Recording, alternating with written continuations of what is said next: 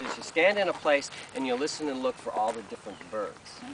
So I'm going to stop talking for a second, and I want you to listen, and just listen for how many bird songs you can hear. Choo, choo, choo, choo.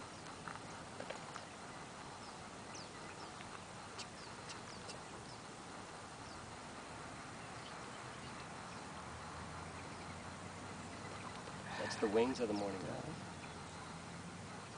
Like crowned sparrow. Mockingbird, making all that chatter.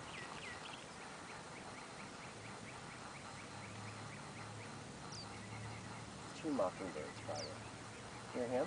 Cheep, cheep. There's two of them, one over there and one over there.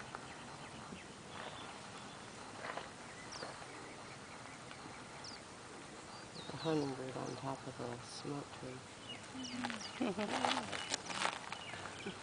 That's the other mockingbird. Okay. And that's our Costa's hummingbird. That's a male. He's got a big purple gorget that comes down like that and flares, for those of you that can... Oh, just us now. The binoculars, okay, it's a good one. All right, so what do we have out of all that? There's a verdin going tick, tick, tick, tick, tick. It's a little bird like that with a yellow head. He's going to be moving through your yard. It's a desert bird, Colorado desert bird, but he's definitely going to be in the yards. And the cove and even where I live at Point Happy is very, very good for them. Cute little guy, going to make a little ball nest, and I bet we're going to see some of those nests. And I'm hearing about 2 or 3 of those because they're quite common, all right? Mockingbirds are